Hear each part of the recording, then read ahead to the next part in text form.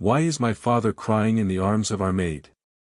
The question that would destroy everything I thought I knew about my life hung in the air of that mahogany-paneled study. But let me tell you something about karma. It has a way of revealing truths at the exact moment you're least prepared to handle them. Sometimes the people we think we know best are complete strangers, and sometimes the strangers in our house hold the keys to our entire existence. Hey everyone, hope you're doing well wherever you're watching from. Whether you're dealing with sunny skies or stormy weather, I promise this story will take you on a journey that'll make you question everything you think you know about family, loyalty, and the price of truth. My name is Alexander Hartwell, and this is the story of how I went from being a confident billionaire heir who thought he had life figured out, to a man standing in the wreckage of everything he believed was real. Picture this, me, 3 months ago, walking into my family's estate after closing a $2 billion acquisition, expecting to find my father reviewing quarterly reports. Instead, I found him broken, vulnerable, and clinging to a woman I'd barely noticed for most of my life. But before I tell you how that moment changed everything, let me start from the beginning.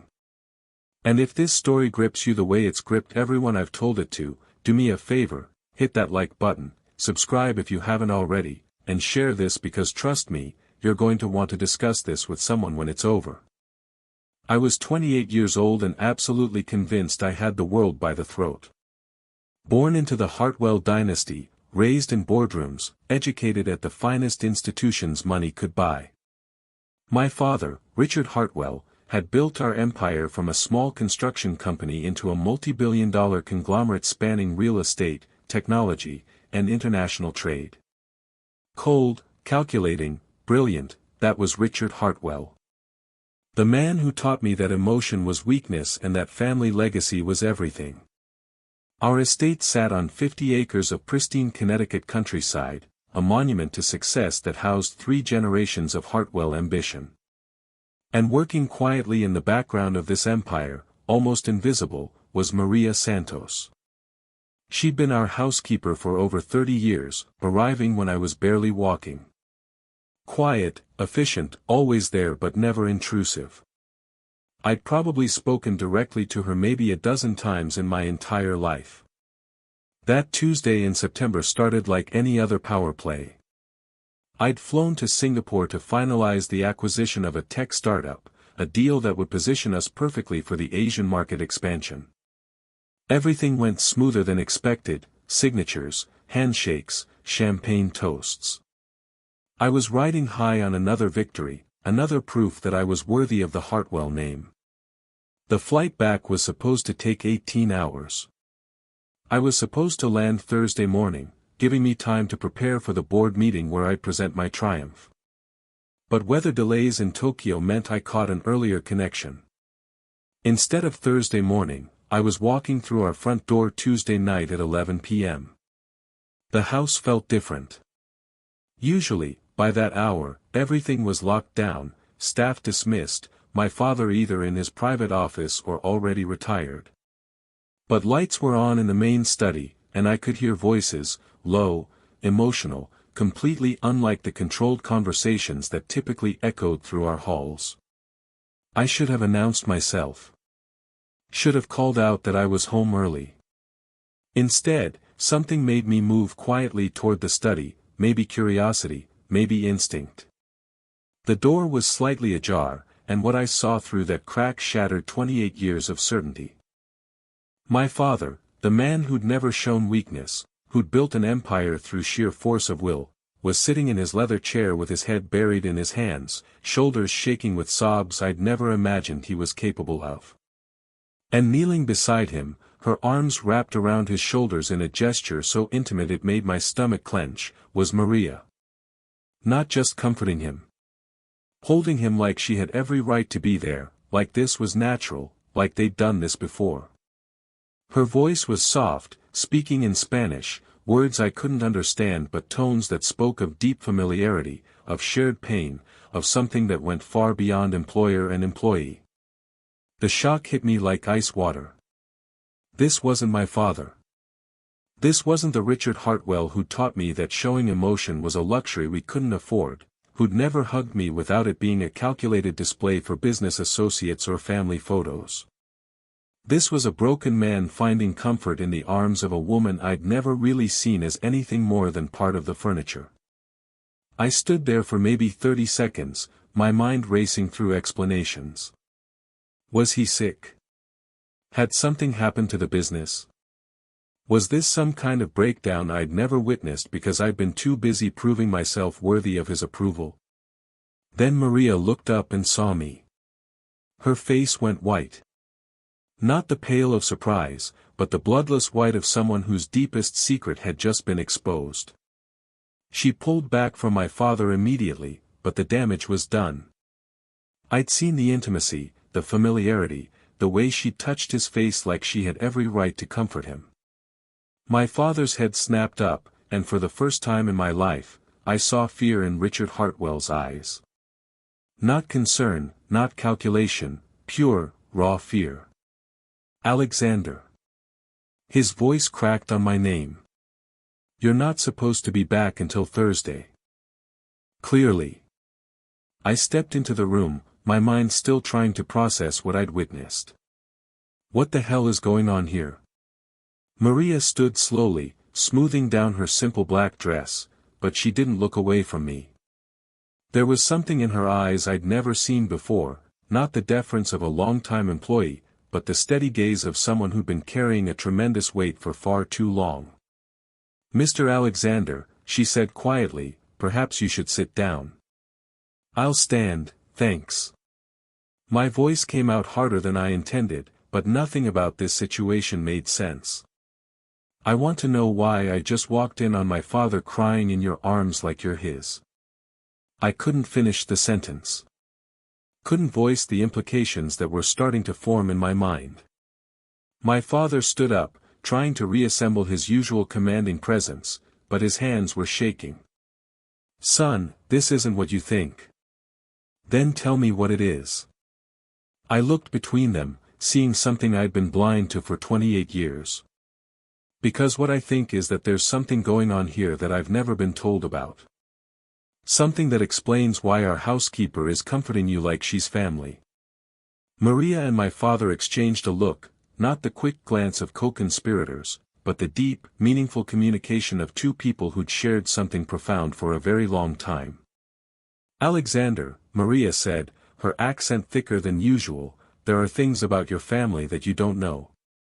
Things your father asked me to keep secret to protect you, to protect everyone. What kind of things? She looked at my father, who gave an almost imperceptible nod. When she turned back to me, tears were starting to form in her eyes. Things about who I really am. About why I've stayed in this house for 30 years when I could have had a different life. About the choice I made to give up everything to keep a promise. My heart started pounding. What promise? The promise I made the night I saved your father's life, she said quietly. The night I gave birth to your sister. The words hit me like a physical blow. Sister. I was an only child. Had always been an only child. My parents had tried for years to have another baby after me, but it never happened. My mother had grieved that loss openly, had made it clear that her inability to give my father more children was one of her greatest regrets. That's impossible, I said, but even as the words left my mouth, pieces were starting to click into place.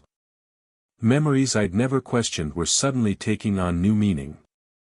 Maria reached into her apron pocket and pulled out something I'd never seen before, a small silver locket, tarnished with age. With trembling fingers, she opened it and held it out to me. Inside was a photo of a baby. A baby with dark hair and eyes that looked exactly like mine had at that age. And next to it, a photo of a young woman who looked like Maria, but 20 years younger, holding that same baby with a smile that was both radiant and heartbroken. Her name is Isabella, Maria whispered. And she's been living in this house her entire life. The locket felt like it weighed 1,000 pounds in my hands. I stared at the photos, my mind refusing to process what Maria was telling me. Isabella. A sister I'd never known existed, living in our house for her entire life. This is insane, I said, but my voice sounded hollow even to me. Isabella who? We don't have any Isabella living here. Maria's eyes filled with fresh tears. Yes, you do. You've known her your whole life, Alexander. You just never knew who she really was.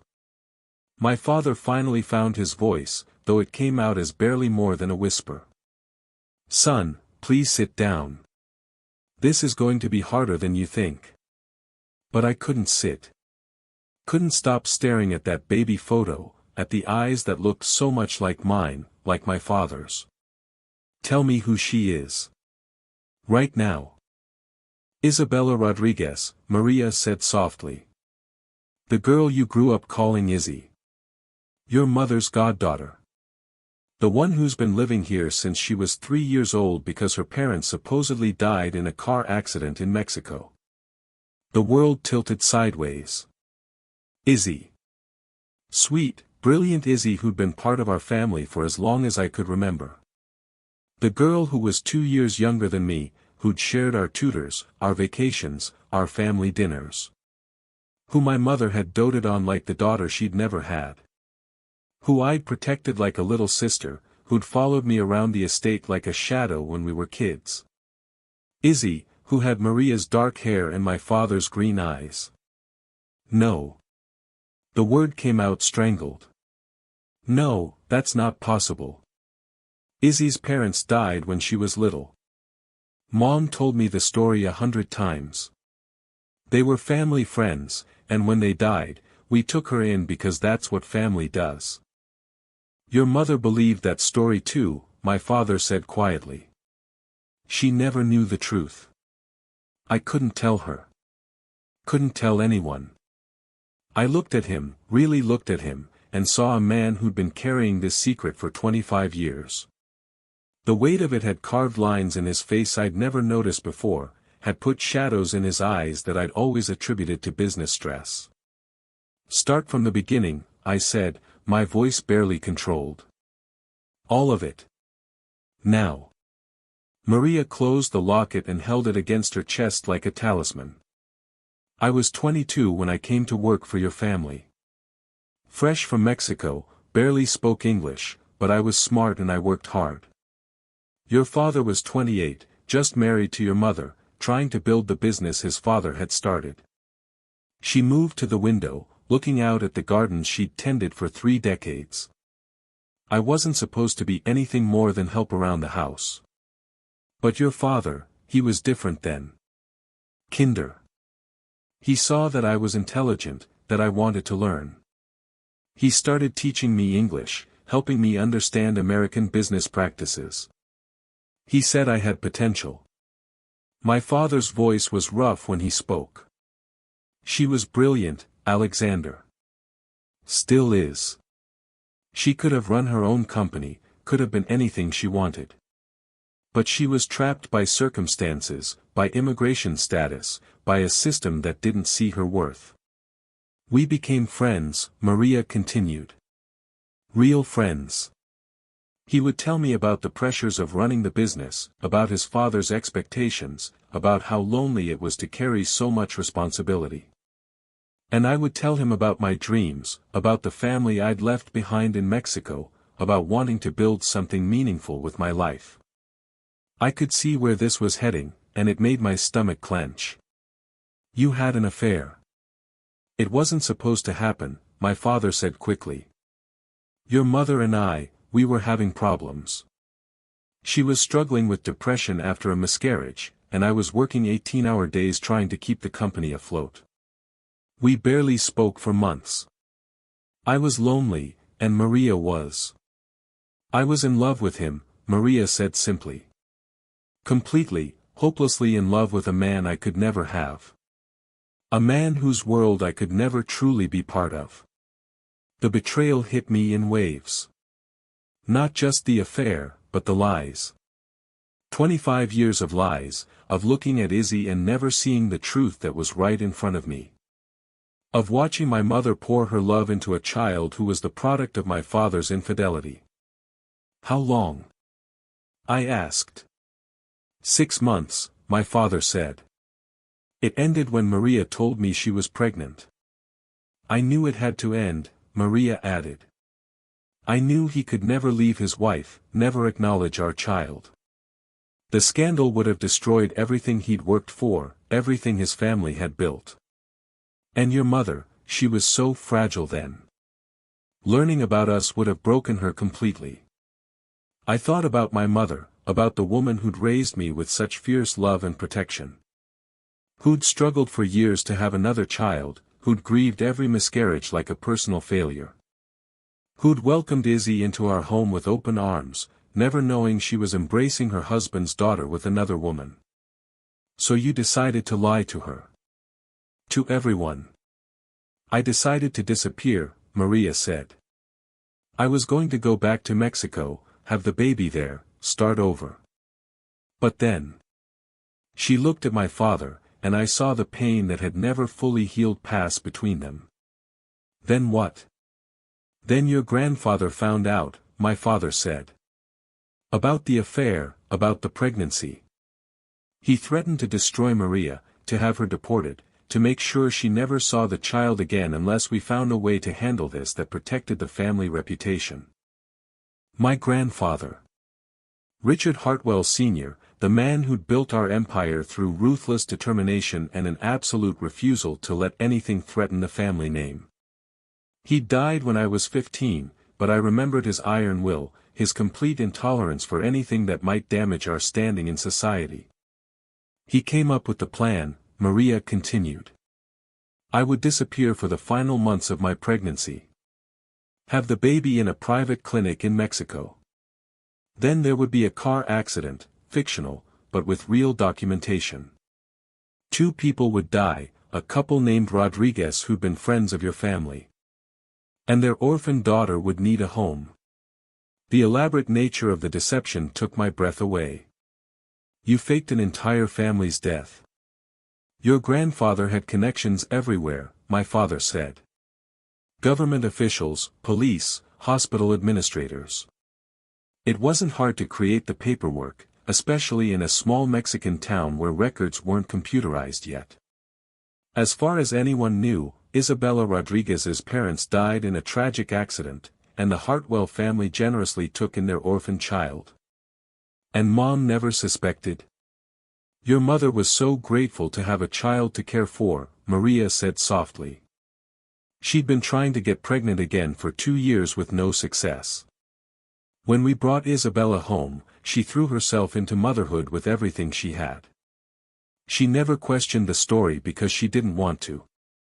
Having Isabella filled a hole in her heart that had been bleeding for years. I thought about all the times I'd watched my mother with Izzy. The way she'd light up when Izzy called her Mama Elena, the way she'd fuss over every scraped knee and celebrate every achievement like it was her own daughter's triumph. The pure, uncomplicated love she'd poured into raising a child who wasn't biologically hers, never knowing the truth. And you? I looked at Maria. You just gave up your daughter. Watched another woman raise her. The pain that crossed Maria's face was devastating. I got to watch her grow up. I got to be part of her life, even if she didn't know who I really was. I got to make sure she was safe, loved, cared for. It wasn't the life I'd dreamed of, but it was better than losing her completely. She doesn't know. She doesn't know, my father confirmed. As far as Isabella is concerned, Elena is her mother, you're her brother, and Maria is the housekeeper who's been like family to all of us. The weight of it was staggering. 25 years of living a lie so complete that even the people at the center of it had forgotten where the truth ended and the fiction began. Izzy, brilliant and beautiful and completely unaware that her entire identity was built on a foundation of deception. Why are you telling me this now? I asked. Why tonight? Maria and my father exchanged another look, and I saw fresh fear in both their eyes. Because, my father said slowly, your mother is getting suspicious. She's been asking questions about Isabella's background, wanting to connect with distant relatives in Mexico, talking about taking her there to visit her parents' graves.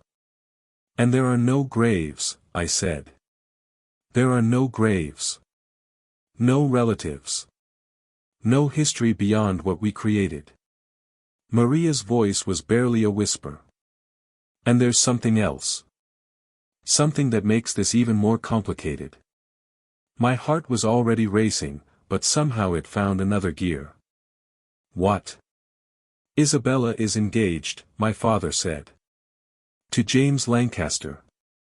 The merger we've been negotiating with Lancaster Industries. It's not just business anymore. It's personal. She's in love with him, and he's in love with her. James Lancaster. Son of our biggest competitor, heir to an empire that rivaled our own. The merger between Hartwell and Lancaster Industries would create the largest construction and development conglomerate on the East Coast.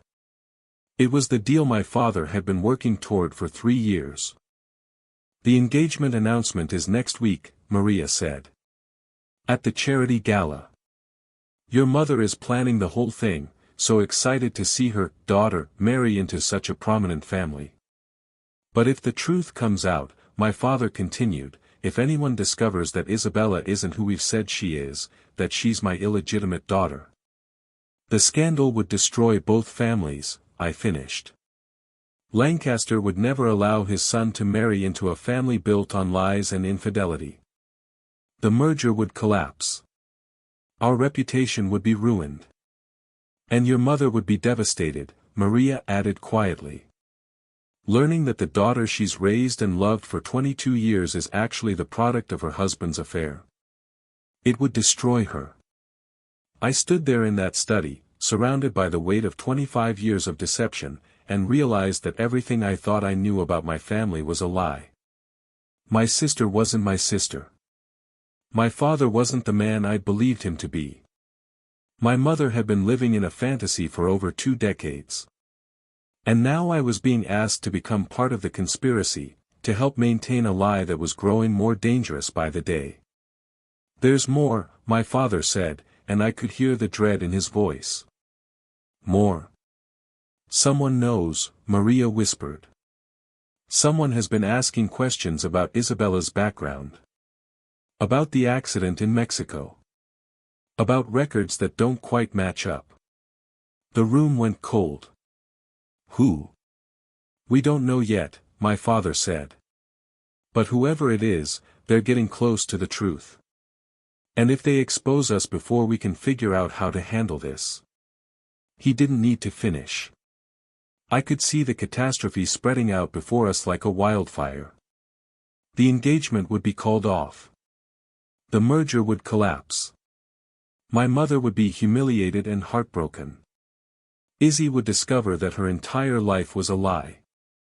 And I would have to choose between protecting the people I loved and revealing a truth that would destroy everything we'd built. What do you want from me? I asked, though I already knew the answer. Help us, Maria said simply. Help us find out who's investigating, and help us decide what to do about it. Because in 1 week, at that gala, Isabella is going to announce her engagement to the world. And if the truth comes out before then, everything we've worked for, everything we've built, everything your mother believes about her family, it all disappears, my father finished. I looked at them both, these 2 people who'd been carrying this secret for 25 years, who'd built their entire lives around protecting a lie that was now threatening to consume everything. And I realized that the choice wasn't really mine to make anymore. The moment I'd walked into this room, the moment I'd seen that locket, I'd become part of the conspiracy whether I wanted to be or not. Because the truth, I was beginning to understand, wasn't always about justice or honesty. Sometimes the truth was about choosing which lies were worth protecting, and which people were worth saving. Even if it meant destroying yourself in the process. The next morning hit me like a sledgehammer to the chest. I'd spent the entire night staring at the ceiling, replaying every interaction I'd ever had with Izzy, looking for signs I should have seen. The way she and my father shared the same stubborn streak. How she'd inherited his gift for numbers and strategy. The way Maria's eyes would soften whenever Izzy walked into a room. 28 years old, and I was just now learning to see my own family. I found Izzy in the breakfast room at 7 a.m., exactly where she'd been every morning for the past 15 years. She was hunched over her laptop, probably reviewing contracts for the Lancaster merger, her dark hair falling in waves around her face. She looked up when I walked in, and those green eyes, my father's eyes, lit up with genuine happiness. "Alex. You're back early. How did Singapore go?" For a moment, I couldn't speak. This was Isabella Rodriguez, the orphan daughter of family friends. But she was also Isabella Hartwell, my half-sister, the product of an affair that had shaped our entire family's destiny. She was both the lie that protected us and the truth that could destroy us. It went well, I managed. Closed the deal ahead of schedule. That's amazing. She jumped up and hugged me, the same enthusiastic embrace she'd been giving me since she was 3 years old. But now I felt the weight of everything I knew, everything she didn't know, pressing down on us both. "Izzy," I said carefully, "can I ask you something?" "Of course." She settled back into her chair, giving me her full attention. "What's on your mind? Do you ever think about your parents? Your biological parents?" Something flickered across her face, not suspicion, but a kind of wistful sadness I'd seen before but never really understood. "Sometimes. I mean, I was so young when they died that I don't really remember them. Mom has some photos, and she's told me stories, but..." She trailed off, and I saw her struggling with something she'd probably never voiced before. "But what? Sometimes I feel like there are gaps, you know. Like pieces of the story that don't quite fit together. Mom gets emotional whenever I ask too many questions about them, so I've learned not to push. But there are things that don't make sense." My heart started pounding. "What kind of things?" "Well, for one, I don't look anything like the photos Mom has of my supposed parents. They were both fair-skinned, light-haired. And when I've tried to research my family history online, I can't find any records of the Rodriguez family Mom described. No obituaries, no property records, nothing. She'd been investigating her own background. The irony was devastating. While we'd been trying to protect her from the truth, she'd been actively searching for it. "Have you told Mom about this?" "God, no. It would break her heart. She's so proud of the story about how she and Dad took me in, how they gave me a loving home when I had nowhere else to go. I could never tell her that sometimes I feel like I'm living someone else's life." The words hit me like a physical blow. She was living someone else's life, a carefully constructed fiction designed to protect everyone except her.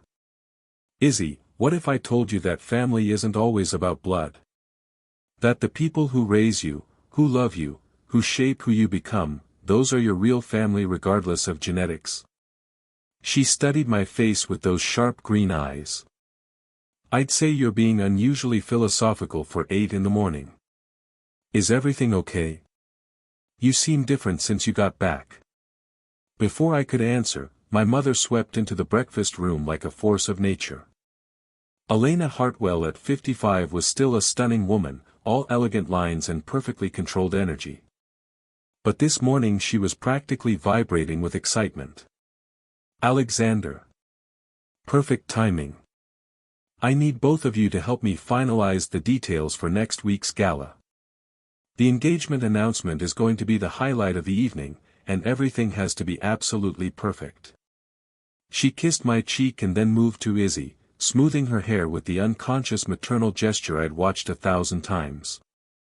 The love in that simple touch was so pure, so genuine, that it made my chest ache. "Have you heard from James this morning?" Mom asked Izzy. "I want to coordinate with his mother about the announcement timing." "He's flying back from London today," Izzy said, and her whole face lit up when she mentioned his name. He should be here by dinner. I watched my mother and Izzy plan the engagement party that would celebrate a union built on a foundation of lies, and felt the weight of the secret pressing down on me like a physical force. In 1 week, Izzy would stand in front of 500 of the most influential people on the East Coast and announce her engagement to James Lancaster. The merger between our companies would be sealed not just with contracts, but with marriage. And if the truth came out, it would all collapse in the most spectacular way possible. I need to make some calls, I said, standing abruptly. About Singapore? Mom asked. About security for the gala. With this many high-profile guests, we need to make sure everything is locked down tight. It wasn't entirely a lie. We did need security, just not the kind my mother was thinking about. I found my father in his office, looking like he'd aged 10 years overnight. He was staring at a stack of documents, but I could tell he wasn't really seeing them. We need to talk, I said, closing the door behind me. I know. I've been thinking about what you said last night, about finding out who's been asking questions. It's not just that. I sat down across from his desk. Izzy's been investigating her own background. She knows something doesn't add up about the Rodriguez family story. My father's face went white. How much does she know? Not the truth, but she's suspicious. She's been trying to research her family history online and coming up empty. She's smart, Dad. If she keeps digging, she'll find out there's nothing to find. He rubbed his face with both hands. God, what have we done? We thought we were protecting her, protecting everyone, but we've just created a house of cards that's about to collapse. There's something else. I think I know who might be investigating us. He looked up sharply. Who? Think about it. Who has the most to gain from exposing our family secrets right before the biggest merger in our company's history? Understanding dawned in his eyes. Lancaster's competitors. Someone who wants to stop the merger. Or someone within Lancaster Industries who doesn't want James marrying into our family. I leaned forward. Dad, what if this isn't about exposing the truth for justice? What if it's about corporate sabotage? Before he could answer, his phone rang. He glanced at the caller ID and his face went even paler. It's Lancaster Sr., he said. James's father. He answered on speaker. Richard, good morning. Richard, we need to talk. Immediately. There's been a development regarding the engagement announcement. My father and I exchanged glances. What kind of development?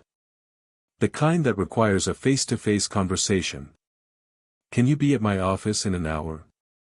Of course. Is everything all right? There was a pause that lasted too long. We'll discuss it when you get here. And Richard? Come alone. The line went dead. My father stared at the phone like it might explode. This is it. Someone's told him something. Not necessarily. Maybe it's about the merger terms, or the announcement logistics, or... No. He stood up, his face grim. I know Lancaster. I've been negotiating with him for 3 years. That was not the voice of a man calling about logistics. He was right. Even I could hear the tension in Lancaster's voice, the careful control that suggested he was holding back something significant. I'm coming with you. He said to come alone. And I'm saying I'm coming with you. If this is about Izzy, about our family, then I need to be there. We're in this together now. My father looked at me for a long moment, and I saw something shift in his expression. Not just acceptance, but relief. For 25 years, he'd carried this secret alone with only Maria to share the burden. Now, for the first time, he had family support. All right, he said. But we need to be prepared for the worst-case scenario. Which is? That Lancaster knows everything, and he's about to destroy both our families to protect his son from marrying into what he sees as a scandal. An hour later, we were sitting in Lancaster's corner office, 50 floors above Manhattan, looking out at a view that represented billions of dollars in real estate development. Lancaster Sr. was a man who'd built his empire through careful calculation and an absolute intolerance for surprises. He was also, I realized as I watched him pace behind his desk, a man who just received a very unpleasant surprise. "Gentlemen," he said without preamble, "I'm going to ask you a direct question, and I need a direct answer. Is there anything about your family's background, anything at all, that could cause problems for this merger or for my son's engagement to Isabella?" The question hung in the air like a loaded gun. My father's face was perfectly controlled, but I could see the tension in his shoulders, the way his hands gripped the arms of his chair. "What kind of problems are you referring to?" my father asked carefully. Lancaster stopped pacing and fixed us with a stare that could have cut glass. The kind that involved private investigators asking questions about a car accident in Mexico 25 years ago. The kind that involved discrepancies in immigration records and birth certificates. The kind that suggests Isabella Rodriguez might not be who you've claimed she is. The words hit like a physical blow. Someone had been digging, and they'd found enough to make Lancaster suspicious. "Who's been asking these questions?" I asked. "That's not important right now. What's important is whether there's any truth to what they're suggesting." My father and I sat in silence for what felt like an eternity. The truth was right there, demanding to be spoken. But so was the lie that had protected our family for 25 years. "There are always people who want to cause problems for successful families," my father said finally. "Competitors, disgruntled employees, people who profit from creating scandals. I'm sure if you investigated any prominent family closely enough, you could find discrepancies in old records." It wasn't a denial, but it wasn't a confession either. Lancaster caught the evasion immediately. "Richard, I've known you for 3 years. I've done business with you, shared meals with you, watched my son fall in love with your daughter. I'm asking you as a friend and a potential family member, is there anything I need to know before we move forward with this engagement?" The moment stretched between us, heavy with the weight of 25 years of deception. I could see my father struggling, torn between the truth that demanded to be told and the lie that had become the foundation of our family's existence. And then, in that moment of impossible choice, my phone buzzed with a text message. I glanced down and felt the world tilt sideways. The message was from an unknown number, but the content made my blood run cold. "The truth about Isabella Rodriguez will be revealed at the gala. Unless you want your family destroyed publicly, meet me tonight. Pier 47, 10 p.m. Come alone, and bring $5 million in untraceable funds." I showed the message to my father, and watched his face crumble. Lancaster saw our expressions and leaned forward. "What is it?" My father looked at me, then at Lancaster, and I saw him make the decision that would change everything. "There's something you need to know," he said quietly. "About Isabella. About our family. About the choice we made 25 years ago that's about to destroy everything we've built." And as my father began to tell the truth that would shatter 2 families and end the merger that represented our future, I realized that some secrets are too big to keep forever. Sometimes the truth doesn't set you free. Sometimes it just burns everything down. Lancaster's face went through a series of expressions as my father told him everything. Shock, disgust, calculation, and finally, a cold fury that made the temperature in the room drop 10 degrees. "Let me make sure I understand this correctly," Lancaster said when my father finished. "Isabella is your illegitimate daughter with your housekeeper. You've been lying about her identity for 25 years. Your wife doesn't know. Isabella doesn't know. And now someone is blackmailing you to keep this secret quiet. That's correct, my father said quietly. Lancaster stood up and walked to his window, staring out at the city skyline. When he turned back, his face was carved from stone. My son is in love with a woman who doesn't even know her own identity. A woman whose entire existence is built on fraud and deception. And you thought this was something you could just continue indefinitely? We thought we were protecting everyone, I said. Isabella, my mother, the family reputation. You thought you were protecting yourselves, Lancaster cut me off. And now you've dragged my family into your web of lies. He sat back down, but his posture was rigid with controlled anger. Here's what's going to happen. You're going to pay this blackmailer, you're going to keep this quiet until after the merger is finalized, and then you're going to figure out how to clean up this mess without destroying my son in the process.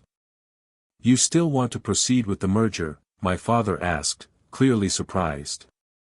The merger is worth $12 billion. I'm not going to let your family's dysfunction destroy that. But understand this, if this scandal breaks before the contracts are signed, if my family's reputation is damaged in any way, I will destroy you. Completely. Permanently. The threat hung in the air like poison gas. Lancaster wasn't just talking about business retaliation, he was talking about total annihilation. What about James? I asked. What about his engagement to Isabella? Lancaster's expression softened slightly, and for the first time, I saw the father beneath the corporate shark. James loves her. Really loves her. I've never seen him like this with anyone. If we can contain this situation, if we can find a way to handle the truth without destroying everyone involved, then maybe they can have a future together. And if we can't? Then my son's heart gets broken, but his life doesn't get ruined.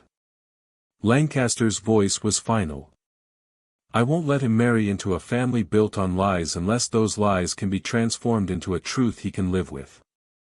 We left Lancaster's office with a temporary reprieve and a ticking time bomb. The blackmailer wanted $5 million and a meeting in 8 hours. The merger documents needed to be signed within the week. And somewhere in the middle of all this, we had to figure out how to tell the people we loved that their entire lives were built on deception. The drive back to the estate was silent, both of us lost in our own thoughts. But as we pulled into the circular driveway, I saw something that made my stomach clench. James Lancaster's car was already there. He's early, my father said grimly. This is about to get a lot more complicated. We found James and Izzy in the garden, sitting on the stone bench where I'd seen them have dozens of conversations over the past year. They were holding hands, and Izzy was laughing at something he'd said. They looked perfect together, young, beautiful, completely in love. They also looked completely unaware that their entire relationship was about to be tested in ways they couldn't imagine. James, I called out as we approached. Good to see you back. He stood up and shook my hand, his grip firm and confident. James Lancaster was everything you'd want in a future brother-in-law, intelligent, successful, genuinely kind. He treated Izzy like she was the most precious thing in the world, and she looked at him like he'd hung the moon. Alex, Mr. Hartwell. How did the Singapore deal go? Very well, my father said, but I could hear the strain in his voice. James, could I speak with you privately for a moment? Izzy looked between us, her expression curious. Is everything okay? You both seem tense. Just some business details to iron out, I said quickly. Nothing to worry about. But Izzy was too smart to buy that completely. I saw her file away our behavior for later analysis, the way she'd been doing since she was a child. She'd always been observant, always good at reading the undercurrents in family dynamics. My father and James walked toward the house, leaving me alone with Izzy. She studied my face with those sharp green eyes. Okay, what's really going on? And don't tell me it's just business. I know you, Alex. You're worried about something. I looked at this woman I'd grown up with, this person I'd protected and loved and thought of as my sister for 25 years. In a few hours, she might learn that everything she believed about herself was a lie. That the parents she'd mourned had never existed. That the woman she called mother had been deceived for decades. That the man she called father was actually her biological father, and the woman who'd raised her was the victim of his betrayal. Izzy, if you found out that something you believed your whole life wasn't true, something fundamental about who you are, how would you want to learn about it? She was quiet for a long moment, considering the question with the seriousness she brought to everything important. I'd want to learn about it from someone who loved me, she said finally. Someone who could help me understand not just what the truth was, but why it had been hidden. And I'd want to know that the people who'd been protecting me had done it out of love, not selfishness. Her words hit me like a punch to the chest. Because the truth was, we hadn't hidden her identity just to protect her. We'd hidden it to protect ourselves, our reputation, our business interests. The love was real, but so was the self-preservation. Why are you asking me this? She continued. Alex, you're scaring me. Before I could answer, my phone buzzed with another text from the unknown number. Change of plans. Pier 47, 8 p.m. And bring Isabella with you. It's time she learned the truth about who she really is. My blood turned to ice. The blackmailer wasn't just after money anymore. They wanted to destroy Izzy directly, publicly, in the most devastating way possible. I have to go, I said, standing up abruptly. Go where? Alex, what's happening? I'll explain everything later. I promise. But right now, I need you to stay here. Don't go anywhere, don't meet with anyone you don't know, and if anyone asks you questions about your background, about your parents, don't answer them. You're really scaring me now. I looked at her sitting there in the garden where we played as children, where she'd told me about her first crush, where I'd taught her to drive when she was 15. This might be the last normal moment we'd have together before everything changed forever. I love you, Izzy. Whatever happens, whatever you learn, remember that. You're family. You've always been family. That will never change. I left her there looking confused and worried, and went to find my father. I found him in his study with James, both of them looking grim. We have a problem, I said, showing them the text. James read it and went pale. What does this mean? What truth about Isabella? My father and I exchanged glances. The moment of reckoning had arrived faster than we'd expected. James, my father said carefully, there are things about our family that you don't know. Things that could affect your relationship with Isabella. What kind of things?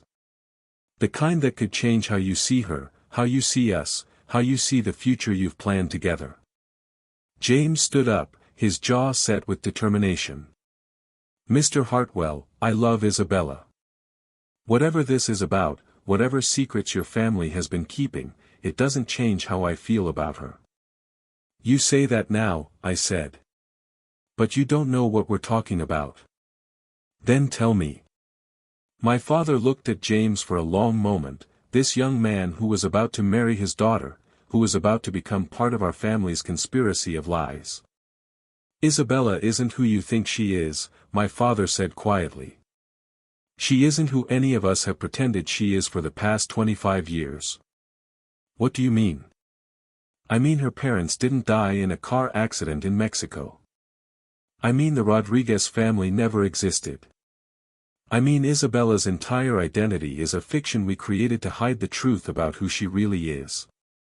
James sat down heavily, his face cycling through confusion, disbelief, and growing alarm.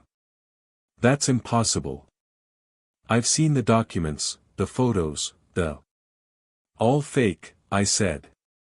All carefully constructed to support a lie that's been eating away at our family for 25 years. Then who is she? My father took a deep breath. She's my daughter. My biological daughter. With Maria, our housekeeper. The silence that followed was deafening.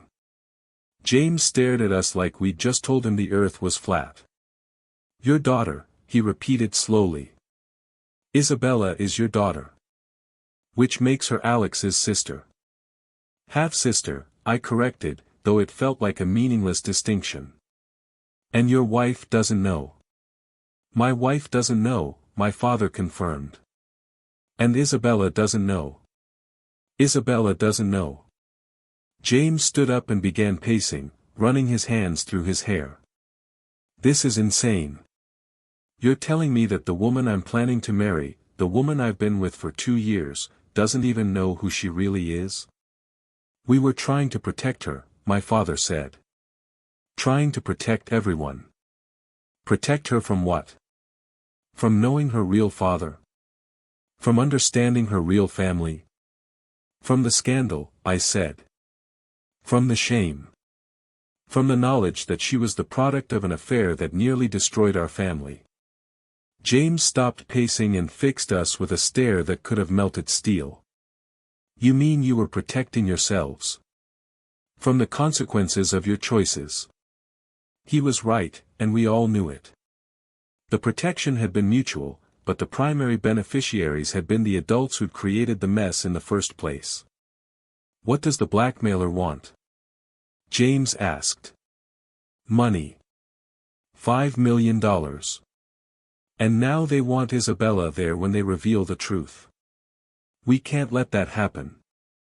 We may not have a choice, my father said. If we don't show up, they'll probably go public anyway. At least this way, we can try to control how she learns about it. Control. James's voice was rising. You want to control how the woman I love learns that her entire life has been a lie. That the people she trusts most in the world have been deceiving her since birth? James, please. No. He held up a hand. I need to think. I need to figure out how to handle this without destroying the woman I love. He headed for the door, then stopped and turned back. One more question. If this comes out, if the truth becomes public, what happens to Isabella? What happens to her legally, financially, emotionally? My father and I looked at each other. We'd been so focused on protecting the secret that we'd never fully considered the consequences of it being revealed. I don't know, my father admitted. Then you better figure it out, James said. Because in 4 hours, someone is going to try to destroy the woman we both love. And if we're going to protect her, we need to know exactly what we're protecting her from. He left us sitting in that study, surrounded by the weight of 25 years of deception, with 4 hours to figure out how to save everyone we cared about. The problem was, I was beginning to realize that saving everyone might not be possible. Sometimes the truth doesn't just set you free. Sometimes it burns down everything you've ever loved, and forces you to build something new from the ashes. The question was, would any of us survive the fire? At 7:30 p.m., we were sitting in my father's Mercedes in the parking lot near Pier 47, watching the sun set over the Hudson River. The $5 million sat in a briefcase in the trunk, unmarked bills that my father had somehow managed to acquire in 6 hours. I didn't ask how. Some things were better left unknown. James had insisted on coming despite our protests. If someone's going to destroy the woman I love, he'd said, I'm going to be there to pick up the pieces. My father kept checking his watch. We should have brought security. And risked them going public immediately. I shook my head. We play this their way, find out what they really want, and hope we can contain the damage. What if we can't? James asked from the back seat. What if this person doesn't just want money? What if they want to destroy your family completely? It was the question we'd all been avoiding. Because the truth was, someone with this much detailed information about our family's secrets wasn't just looking for a quick payday. They were looking for total destruction. At exactly 8 p.m., my phone rang. Walk to the end of the pier. All three of you. Leave the briefcase in the car. We brought the money. This isn't about money anymore. This is about justice. Move. The line went dead. We looked at each other, and I saw my own fear reflected in their faces. This is a trap, James said. Probably, my father agreed. But we don't have a choice. We walked down the pier in silence, our footsteps echoing off the wooden planks. The Hudson stretched out before us, dark and endless.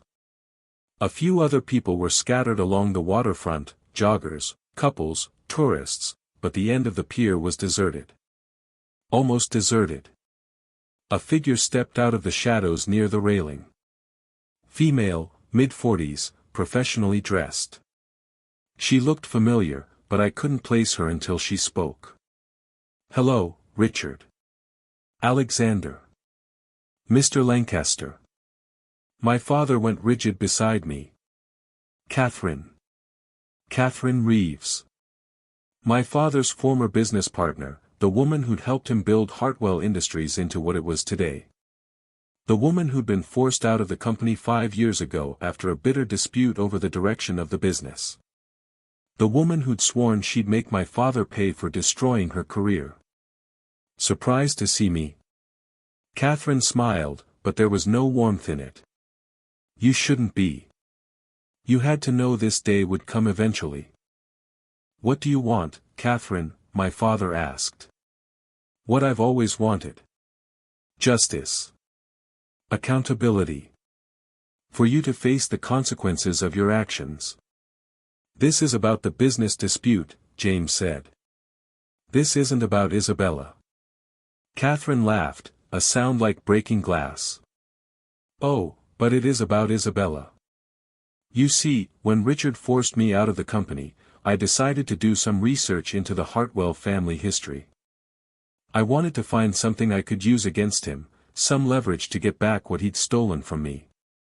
She pulled out a tablet and showed us a screen full of documents.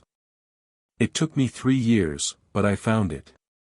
Immigration records that didn't match. Birth certificates that were issued months after they should have been. A car accident in Mexico that killed people who never existed. My father's face was gray. How much do you know? Everything. I know about your affair with Maria Santos. I know that Isabella is your biological daughter. I know that your wife has been living a lie for 25 years. I know that the Lancaster merger is built on fraud. She turned to James. I know that the woman you're planning to marry doesn't even know her own name. What do you want? I asked. I want Richard to suffer the way I suffered when he destroyed my life. I want him to lose everything he's built on lies and deception. I want the world to see what kind of man he really is. And Isabella?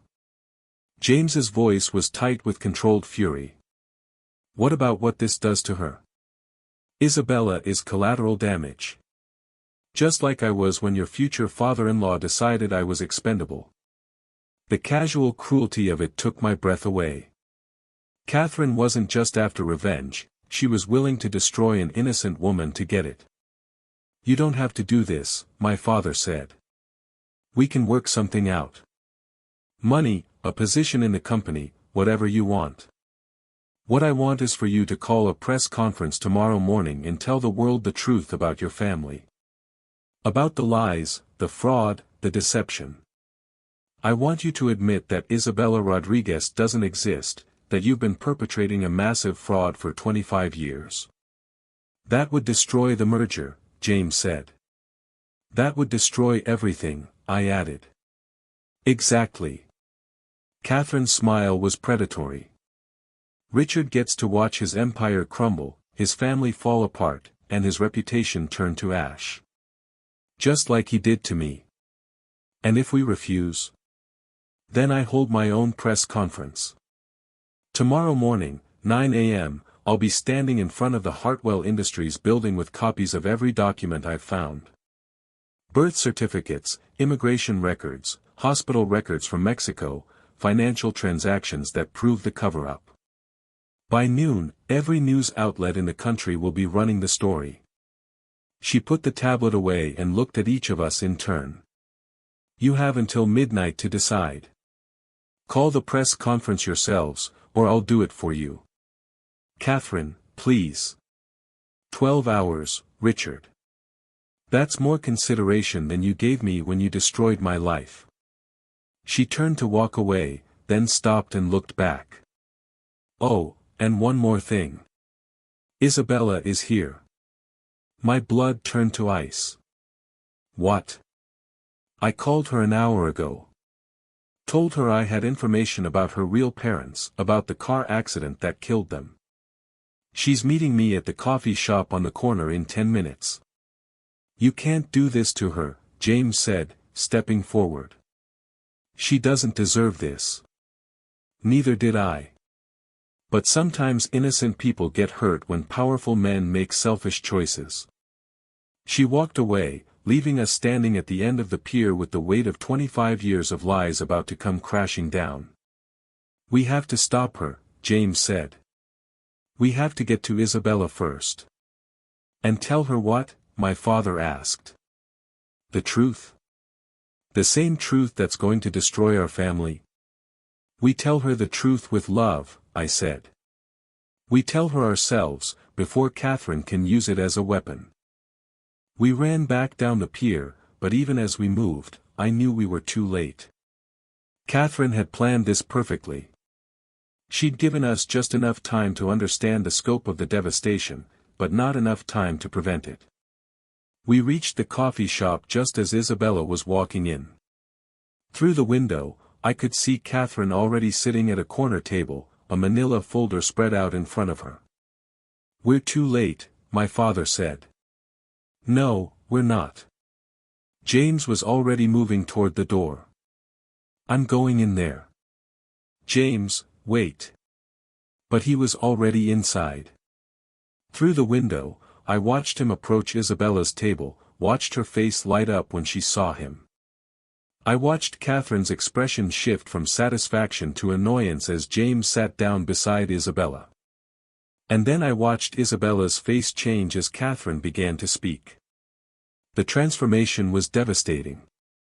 Confusion gave way to disbelief, disbelief to horror, horror to a kind of broken understanding that made my chest ache. I watched her pick up documents from the folder, watched her study photographs, watched her world fall apart in real time. She looked up at James, and even from outside, I could see the question in her eyes, did you know? James shook his head, reaching for her hand, but she pulled away. She stood up abruptly, the chair scraping against the floor, and I saw her mouth form words I couldn't hear but could easily guess, I need to go. She pushed past James and headed for the door. When she emerged onto the sidewalk, her face was white as paper, her eyes wide with shock. Izzy, I called out, but she didn't seem to hear me. She walked past us like we were strangers, like she'd never seen us before in her life. When my father reached out to touch her arm, she flinched away from him like he'd burned her. Isabella, please, my father said. Let us explain. She stopped walking and turned to face us. When she spoke, her voice was barely a whisper. Is it true? The question hung in the air between us. 25 years of deception, of carefully constructed lies, of love built on a foundation of fraud, all of it came down to this moment. Is it true? She asked again, louder this time. Are you my father? Is Maria my mother? Have you been lying to me my entire life? My father opened his mouth, but no words came out. The truth was too big, too devastating, too final. Answer me. Isabella's voice cracked with pain. After everything we've been through, after all the years of calling you family, of trusting you, of loving you, answer me. Yes, my father whispered. It's true. The word hit her like a physical blow. She staggered backward, and James moved to catch her, but she held up a hand to stop him. Don't. Don't touch me. Don't any of you touch me. She looked at each of us in turn, my father, me, James, and I saw something die in her eyes. The trust, the love, the faith she'd had in us for 25 years. Gone. My entire life is a lie, she said, and her voice was hollow, empty. My name, my history, my family, none of it is real. You're still our family, I said desperately. That hasn't changed. Everything has changed. The words exploded out of her. Everything. Do you understand what you've done to me? Do you understand what it means to find out that the people you've loved and trusted your entire life have been lying to you since the day you were born? She turned to James, and the pain in her voice when she spoke to him was devastating. Did you know? I found out today, he said quietly. I swear to you, Isabella, I found out today. My name isn't Isabella. Her laugh was bitter, broken. I don't even know what my real name is. I don't know who I am. I don't know where I come from. I don't know anything about myself that isn't a lie. She started walking away again, but this time my father followed her. Isabella, your name is Isabella. That part is real. We named you Isabella because it means, devoted to God, and we wanted you to have something beautiful, something that belonged to you. She spun around, tears streaming down her face. Nothing belongs to me. Nothing is mine. My parents are dead people who never existed. My mother is a woman who's been watching me from the shadows my entire life. My father is a man who's been lying to me every single day for 25 years. We were trying to protect you. You were trying to protect yourselves, she screamed. You were protecting your reputation, your business, your marriage. I was just collateral damage in your cover-up. The words echoed off the buildings around us, and I realized that other people were starting to stare. This private family devastation was becoming a public spectacle. Isabella, please, James said. Let's go somewhere private. Let's talk about this. Talk about what? About how the man I'm supposed to marry is actually my half-brother's best friend? About how I've been living in my biological father's house my entire life without knowing it. About how the woman I call mother has been raising her husband's illegitimate child for 25 years without knowing it. She wiped her eyes with the back of her hand, but the tears kept coming. I can't marry you, James. I can't marry anyone. I don't even know who I am. You're the woman I love, he said simply. That's who you are. I'm a lie. I'm a fraud. I'm the product of an affair and a cover-up. I'm everything your family would never want you to associate with.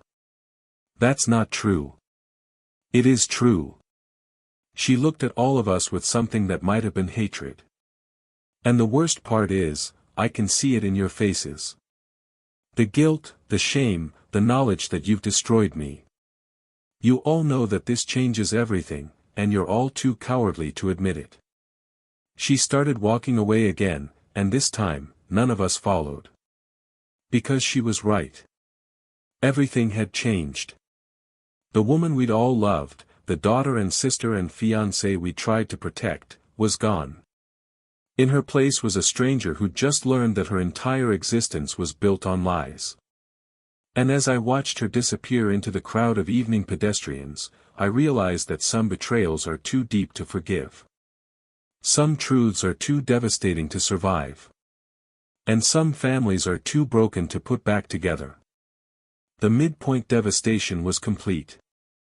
Now we had to figure out how to live in the wreckage.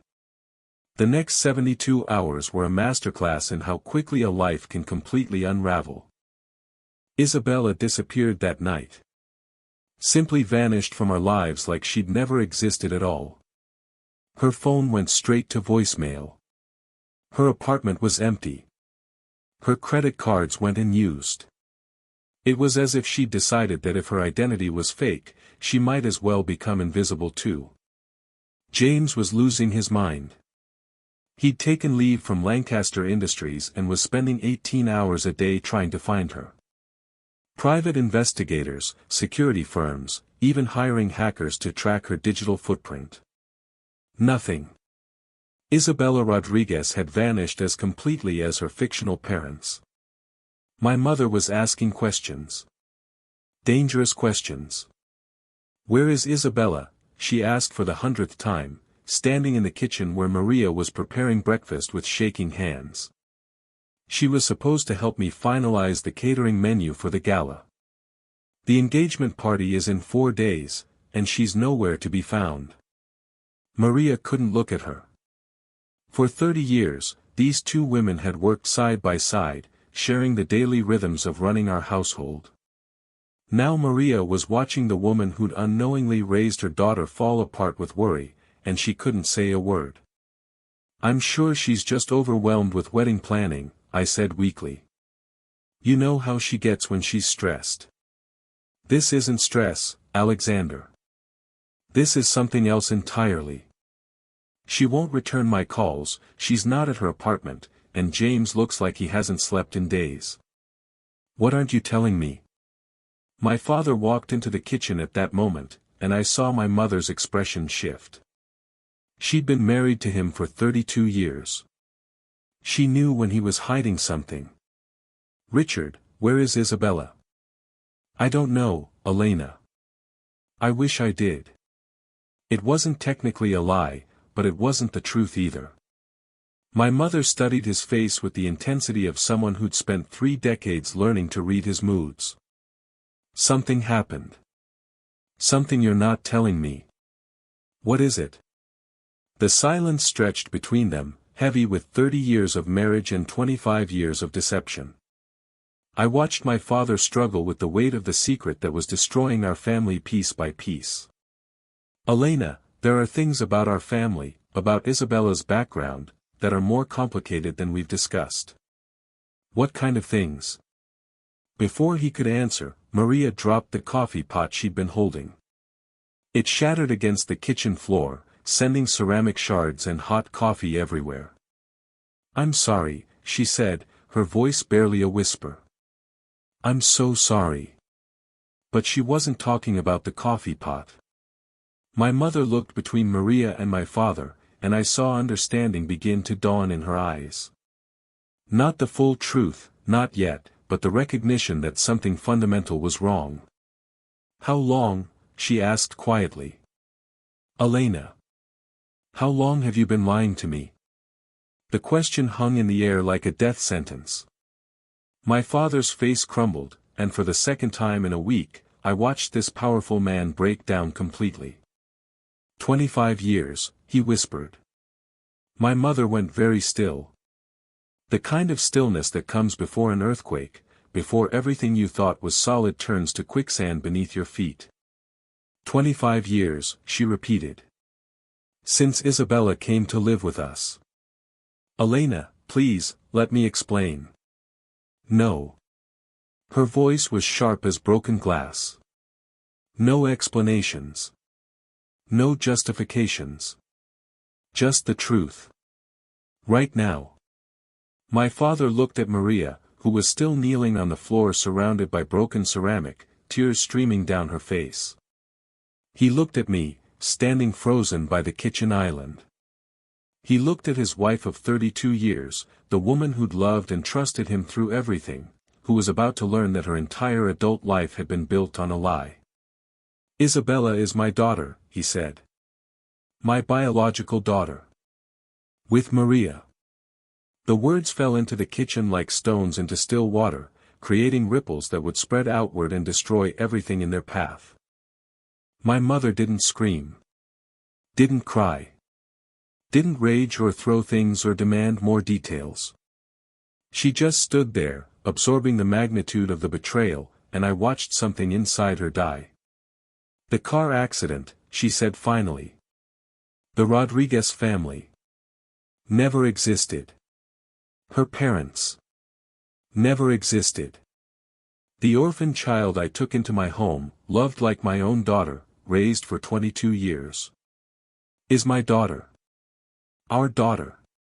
Yours and mine and Maria's. My mother looked at Maria, still kneeling on the floor, and when she spoke, her voice was eerily calm. Get out. Mrs. Elena. Get out of my house. Now. Before I do something we'll all regret. Maria stood slowly, her hands cut from the broken ceramic, blood dripping onto the kitchen floor. I never meant for this to happen. I never meant to hurt you. You've been watching me love your daughter for 25 years. You've been watching me pour my heart into raising your child while you stood in the shadows knowing the truth. You've been watching me grieve my inability to give my husband more children while your daughter called me mother. The pain in my mother's voice was devastating. Raw and deep and completely justified. Get out, she said again. And don't come back. Maria looked at my father one last time, a look that contained 25 years of shared secrets and sacrificed love, and then she walked out of our kitchen, out of our house, out of our lives. My mother turned to my father, and the look she gave him was worse than hatred. It was complete and utter indifference. I want you out too. Elena, please. 32 years of marriage. 32 years of trust and partnership and love. And you've been lying to me for 25 of them. I was trying to protect you. You were protecting yourself. The words exploded out of her. You had an affair, got another woman pregnant, and instead of being honest about it, you created an elaborate lie that turned me into an unwitting accomplice in your deception. She started pacing, her hands shaking with rage. Do you understand what you've done to me? Do you understand that every moment of joy I've felt raising Isabella, every proud moment, every loving gesture, every maternal instinct, all of it was based on a lie? Your love for her was real. My love for her was stolen. It was love that belonged to another woman, love that I gave freely because I thought she needed me, because I thought she was an orphan who deserved a mother's care. The kitchen felt like a war zone. Broken ceramic, spilled coffee, blood on the floor, and the wreckage of a 32-year marriage scattered around us like shrapnel. Where is she? My mother asked. Where is Isabella? We don't know, I said. She found out the truth 3 days ago and disappeared. She found out. My mother's laugh was bitter. Of course she did. The lies were always going to come out eventually. Lies this big always do. She looked at my father with something that might have been pity. Did you really think you could keep this secret forever? Did you really think there would never be consequences? I thought we could protect everyone. You thought you could have everything. Your wife, your mistress, your legitimate son, your illegitimate daughter, your perfect family built on a foundation of fraud. You thought you were smart enough to manage it all. She walked to the kitchen window and stared out at the gardens where Isabella and I had played as children, where she'd taught Isabella to plant flowers, where they'd had countless mother-daughter conversations over the years. She must hate me, my mother said quietly. She doesn't hate you. She must hate me for being part of the lie, even if I didn't know I was part of it. She must look at every memory we've shared and wonder if any of it was real. The truth was, I didn't know how Isabella felt about my mother. I didn't know how she felt about any of us. She'd vanished so completely that we had no idea if she was angry or heartbroken or planning revenge or just trying to figure out how to exist in a world where everything she believed about herself was false. I'm filing for divorce, my mother said. The words hit like a physical blow. Mom. Don't call me that. She turned from the window, and her face was carved from stone. You knew. You've known for days, and you said nothing. You watched me plan an engagement party for a woman who disappeared, watched me worry about her, watched me make a fool of myself, and you said nothing. I was trying to figure out how to tell you. You were trying to figure out how to protect your father. Just like you always do. Just like this whole family always does. Protect the men, protect the business, protect the reputation. Everyone else is expendable. She walked toward the kitchen door, then stopped and looked back at us. The gala is cancelled. The engagement is off. The merger can go to hell for all I care. I'm done being part of this family's lies. Elena, please. I'll be staying at my sister's house until I can find a lawyer. Don't contact me. Don't follow me. Don't try to explain or justify or make this better. There is no making this better. She left us standing in that destroyed kitchen, and I heard the front door slam with a finality that echoed through the entire house. My father sank into a chair, his head in his hands. 32 years of marriage. Gone. Dad. She's right, you know. About all of it. I was selfish. I was a coward. I thought I could have everything without paying the price. The house felt empty around us. No Maria bustling around the kitchen. No Isabella's laughter echoing from the garden. No my mother's warm presence holding everything together. Just two men sitting in the wreckage of the family they destroyed. What do we do now? I asked. I don't know. My father looked older than I'd ever seen him. The merger is dead. Lancaster will never proceed now. The scandal is going to break any day. Catherine Reeves is probably preparing her press conference as we speak. And Isabella? Isabella is gone. Maybe forever. And maybe that's for the best. Maybe she's better off without us. I thought about the woman I'd grown up with, the sister I'd loved and protected, who was now somewhere in the world trying to figure out who she was without the lies that had defined her entire existence. She's not better off without us, I said. She's lost and alone and probably terrified. We have to find her. And then what? Drag her back into this mess. Force her to be part of a family that's built on deception. We tell her the truth. All of it. We let her decide what she wants to do with it. My father looked at me with something that might have been hope. You think she could forgive us? I think she deserves the chance to try. But even as I said the words, I wasn't sure I believed them. Some betrayals cut too deep. Some lies were too fundamental to overcome. And as I sat in that empty house, surrounded by the wreckage of everything we'd built, I wondered if we destroyed not just our family, but any chance of redemption. The darkest descent was complete.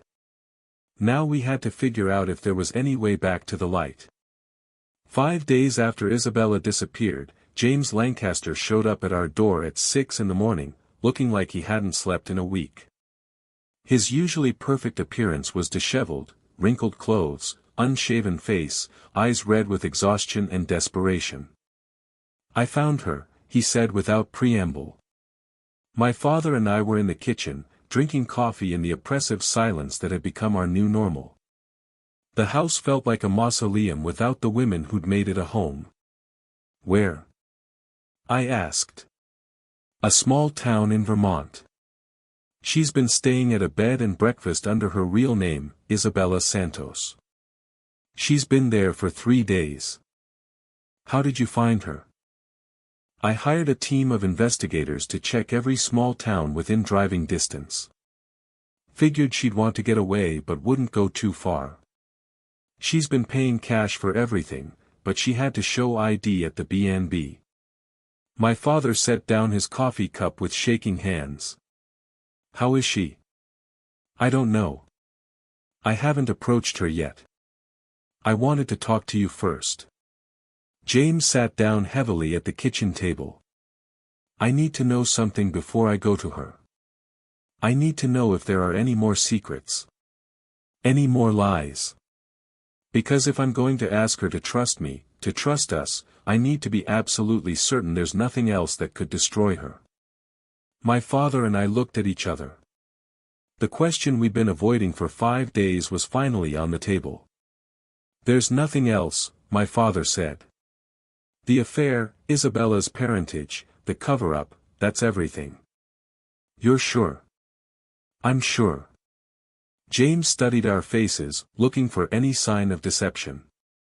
Because if she finds out later that there were more lies, more secrets, it will destroy any chance we have of rebuilding this family. There are no more secrets, I said firmly. This is it. This is the whole truth. James nodded slowly. Okay. Then I'm going to Vermont. I'm going to find her and try to convince her to come home. What if she won't come? Then I'll stay there until she's ready to listen. However long it takes. James, my father said quietly, you need to understand something. Isabella may never forgive us. She may never want to be part of this family again. Are you prepared for that? I'm prepared to love her regardless of what she decides. But I'm not prepared to give up on her. He stood to leave, then turned back. There's something else you need to know. My father is moving forward with the merger. What? I stared at him. How is that possible? The engagement is off, the families are in chaos. He's restructuring it as a pure business deal. No family connections, no personal relationships. Just two companies merging for mutual benefit. But the scandal. He's betting that if we can contain the story, keep it from becoming public, the business fundamentals are still sound. Hartwell Industries is still profitable. The merger still makes financial sense. My father shook his head. Catherine Reeves is going to go public any day now. There's no containing this. Maybe. Or maybe there's a way to get ahead of the story. Control the narrative before she can destroy it. What do you mean? James looked between us, and I saw something calculating in his expression. What if we tell the story ourselves? What if we hold our own press conference, admit the truth, but frame it as a story of love and family rather than deception and scandal? That's insane, I said. You want us to voluntarily destroy our reputation? I want us to take control of our own story before someone else writes it for us. Catherine Reeves wants to paint your father as a villain who deceived his family for decades. But what if the story is about a man who made a mistake, fell in love with the wrong person at the wrong time, and then spent 25 years trying to protect everyone involved? My father was quiet for a long moment. You think people would accept that? I think people understand human weakness. I think they understand love and mistakes and the lengths people will go to protect their families. What they don't understand is lies and cover-ups and deception. And Isabella? What about her privacy, her right to decide how her story gets told? That's why I need to find her first. I need to get her consent. I need to make sure she understands that this might be our only chance to control how the truth comes out. It was a desperate plan, but it was the first thing that had sounded like hope in 5 days. Go, my father said. Find her. Bring her home if you can. And if she's willing to listen, tell her we're ready to face the consequences of our choices. All of them. James left for Vermont that afternoon. My father and I spent the day in a strange kind of limbo, waiting for news, trying to figure out how to rebuild our lives from the wreckage of our lies. At 4 p.m., my phone rang. It was my mother. Alexander, I need to see you. Both of you. Can you come to your aunt's house? Her voice was different. Still hurt, still angry, but there was something else there. A kind of resolve that hadn't been there when she'd left. We found her in my aunt's living room, surrounded by photo albums and documents. She'd been crying, her eyes were red and swollen, but she looked more composed than she had in days. I've been thinking, she said without preamble. About Isabella. About what this means for her. Mom. Let me finish. She held up a hand. I've been angry. Furious. Betrayed. And I have every right to feel that way. But while I've been wallowing in my own pain, there's a young woman out there who's lost everything. Her identity, her family, her sense of self. And that's not her fault. She picked up one of the photo albums and opened it to a picture of Isabella at age 5, gap-toothed and grinning, sitting on my mother's lap. I raised her. I loved her. I was her mother in every way that mattered for 22 years. And that doesn't stop being true just because I found out she's biologically yours, she said to my father. Elena. I'm not done. Her voice was firm. I'm divorcing you, Richard. That hasn't changed. What you did to me, to our marriage, to our family, that's unforgivable. But Isabella didn't do anything wrong. She's as much a victim in this as I am. She closed the photo album and looked at both of us. If she comes home, if she's willing to try to rebuild some kind of relationship with this family, I want her to know that I'm still here for her. That my love for her wasn't conditional on her being who I thought she was. The generosity of it took my breath away. After everything she'd been through, everything she'd lost, my mother was still thinking about Isabella's well-being. You don't have to do that, my father said quietly. Yes, I do. Because that's what mothers do. We love our children unconditionally, even when the world falls apart around us. She stood up and walked to the window. James called me an hour ago. He found her. He did. She's agreed to see him. To talk. He's going to try to convince her to come home. And if she does, then we figure out how to be a family again. A different kind of family, built on truth instead of lies. It won't be easy. It might not even be possible. But we owe it to her to try. My phone buzzed with a text from James, she's listening. Coming home tomorrow. Get ready. I showed the message to my parents, and for the first time in a week, I saw something that looked like hope in their faces. What do we do now? I asked. Now we wait, my mother said. And we prepare to face the consequences of 25 years of deception. Together. Even though you're divorcing Dad. Even though I'm divorcing your father. Because some things are more important than marriage. Some things are more important than pride or anger or hurt feelings. She looked at my father, and I saw 25 years of love and betrayal and shared history pass between them. We created this mess together, even if I didn't know I was part of it. Now we're going to clean it up together. For Isabella's sake. And after that? After that, we figure out how to live with the choices we've made. How to build something new from the wreckage of what we've lost. That night, I sat in my childhood bedroom, looking out at the gardens where Isabella and I had played as children, and tried to imagine what tomorrow would bring. Would she forgive us? Could we rebuild some kind of relationship based on truth instead of lies? Or would she walk away from all of us, choosing to build a new life free from the deception that had defined her old one? The impossible choice was no longer ours to make. It was hers. And in 12 hours, we'd find out what she'd decided. The transformation was about to begin. The question was, would any of us survive it?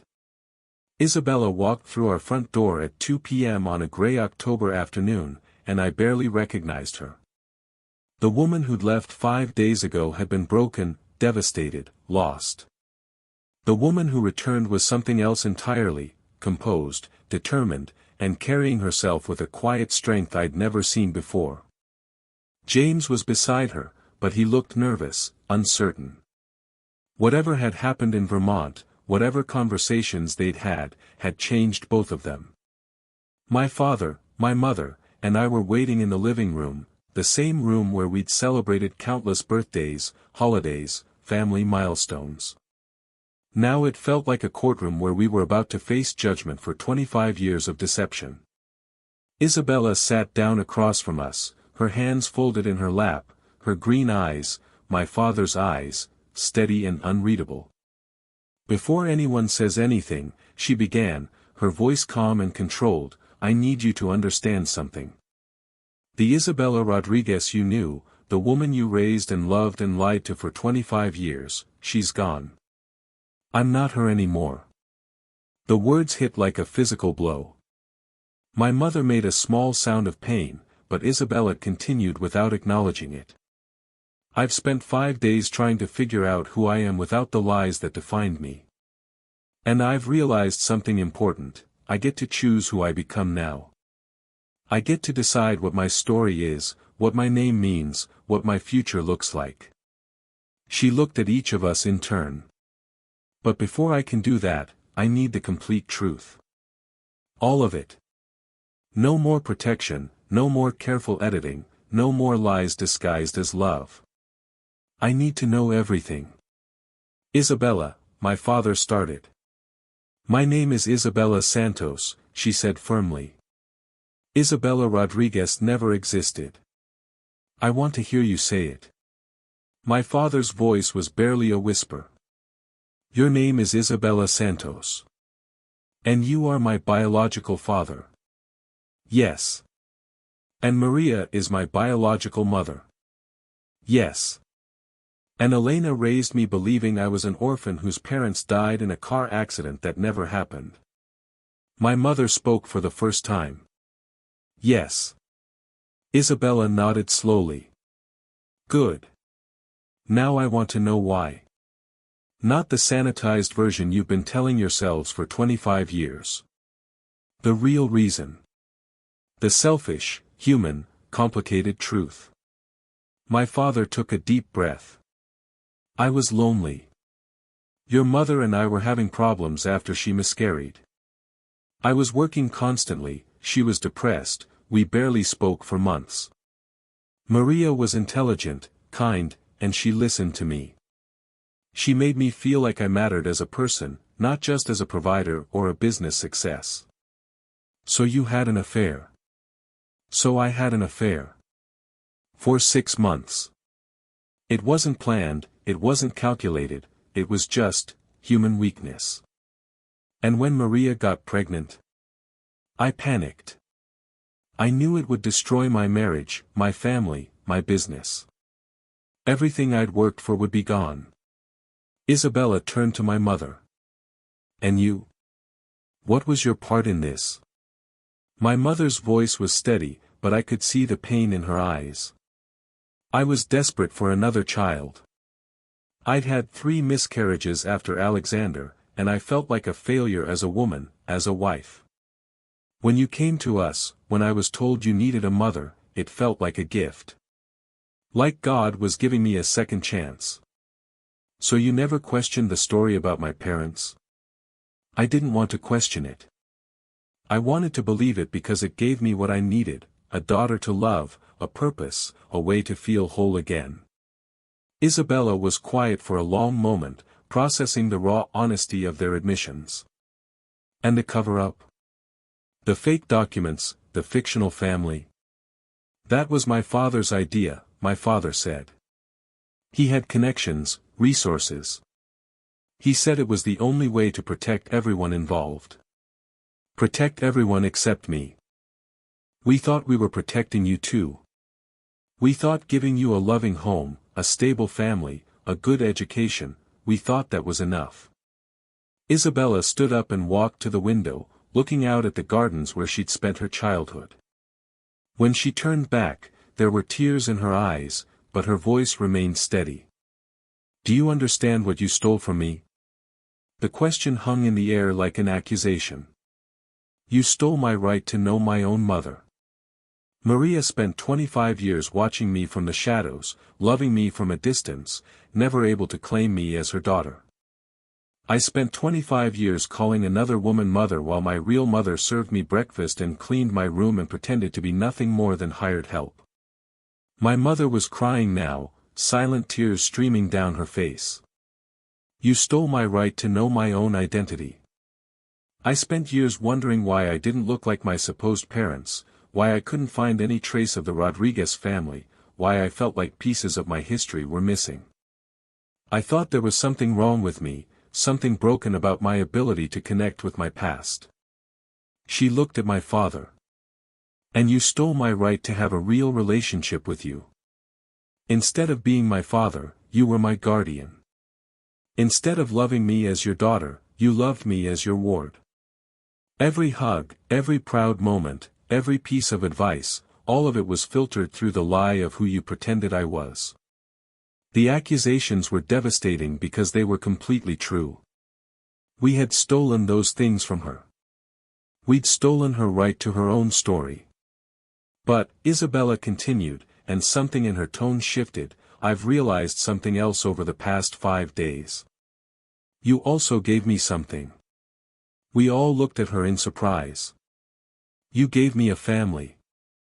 A complicated, flawed, deeply human family, but a family nonetheless. Elena, you raised me with more love and devotion than many biological mothers give their children. You taught me to be strong, to be kind, to fight for what I believe in. My mother's tears were flowing freely now. Richard, you may not have been able to love me openly as your daughter, but you loved me. You supported my education, my dreams, my independence. You taught me about business, about integrity, about taking responsibility for my choices. She looked at me. And Alex, you've been the best brother I could have asked for. You protected me, encouraged me, believed in me. That doesn't change just because we share a father instead of just being raised together. Isabella, I started, but she held up a hand. I'm not finished. James, you fell in love with me not knowing who I really was. But over the past 5 days, you've proven that you love me for who I am, not for the story I was told about myself. You've shown me that love doesn't have to be built on perfect truth to be real. James reached for her hand, and this time, she let him take it. So here's what's going to happen, Isabella said, her voice gaining strength. We're going to tell the truth. All of it. Publicly. Isabella, you don't have to, my father started. Yes, I do. Because Catherine Reeves is going to tell her version of this story whether we want her to or not. And her version will be about deception and scandal and fraud. I want to tell a different version. What version? The version about a family that made mistakes but loved each other enough to face the consequences. The version about a woman who discovered that her identity was more than the lies she'd been told about her past. The version about people who chose truth over comfort, even when it was hard. She stood up, and I could see the decision crystallizing in her eyes. We're going to hold a press conference tomorrow morning. We're going to tell the world that Isabella Rodriguez was a fiction created to protect a family in crisis. We're going to admit that I'm Richard Hartwell's daughter with Maria Santos. We're going to acknowledge the pain this has caused, the mistakes that were made, and the love that motivated those mistakes. The merger, I said. The merger will survive or it won't. But it will be based on truth, not lies. Your privacy. My privacy was destroyed the moment Catherine Reeves decided to use my life as a weapon. At least this way, I get to control how my story is told. She looked at James. Are you sure you want to be part of this? Your family's reputation will be affected too. I'm sure, he said without hesitation. I love you, Isabella Santos. I want to marry you, build a life with you, have children with you. I don't care what the world thinks about how we got here. And the engagement? James got down on one knee right there in our living room, in front of our broken, complicated, truth-telling family. Isabella Santos, will you marry me?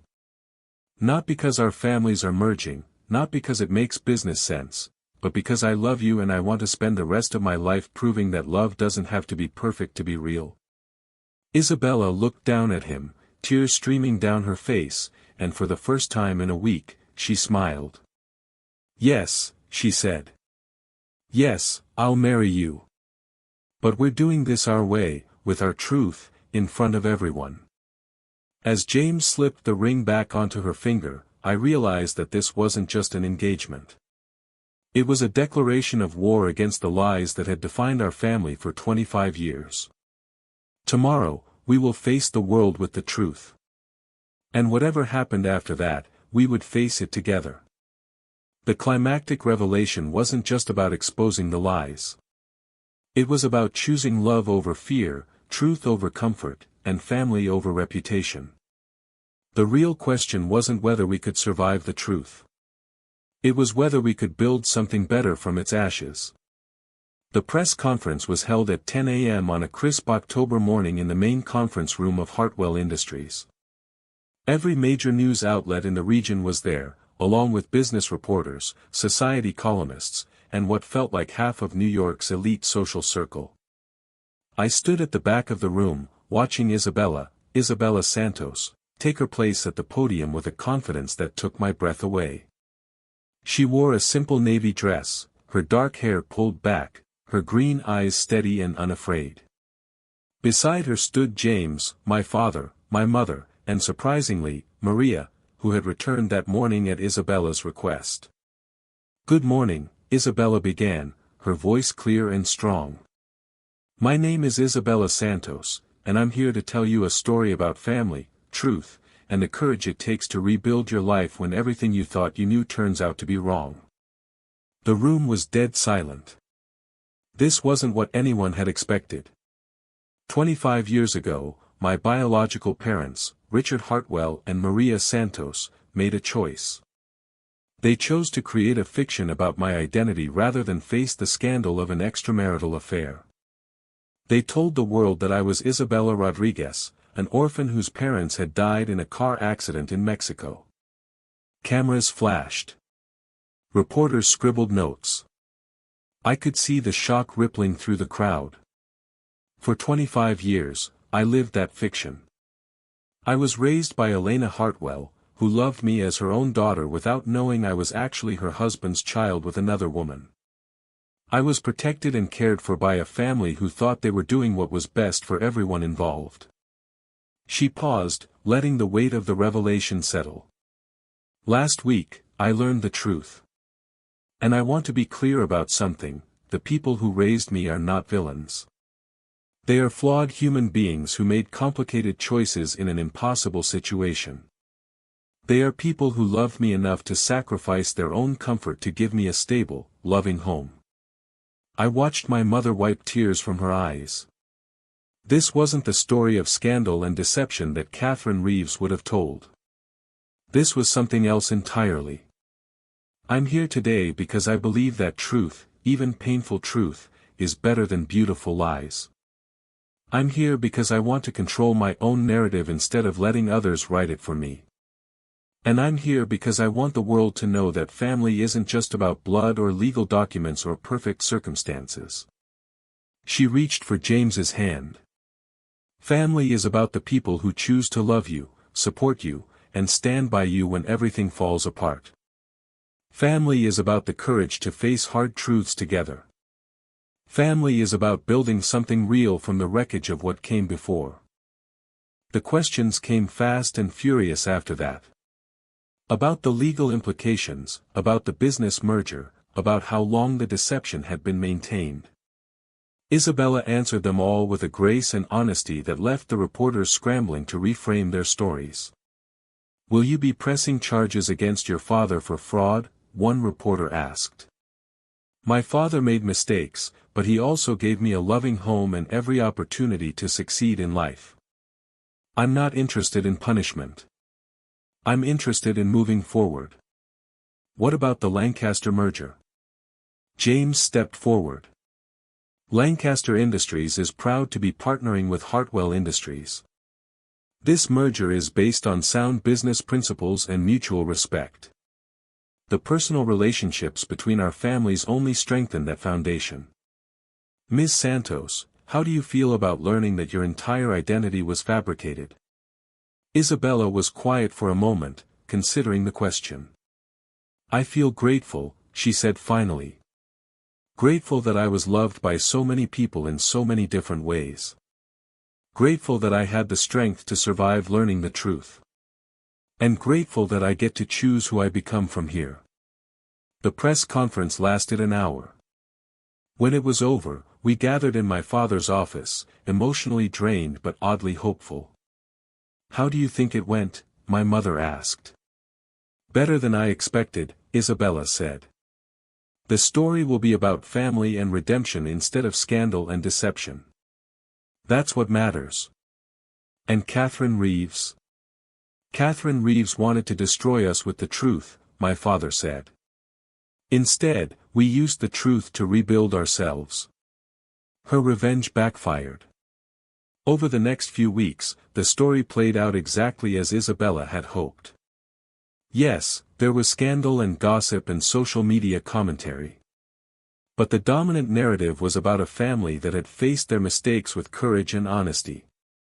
About a young woman who had transformed a devastating betrayal into an opportunity for growth and authenticity. The Lancaster merger went through as planned. The combined company became the largest construction and development firm on the East Coast, with Isabella taking a senior position in strategic planning and James heading up the international division. My parents' divorce was finalized 6 months later, but it was amicable. They had found a way to co-parent Isabella as adults, to support her new life while building separate futures for themselves. Maria returned to work for our family, but in a different capacity. She became Isabella's personal assistant and confidant, finally able to have the relationship with her daughter that she'd been denied for 25 years. And Isabella? Isabella bloomed in ways I'd never imagined possible. Free from the weight of living a lie, she became more confident, more decisive, more authentically herself. She started a foundation for adopted children and families dealing with identity issues.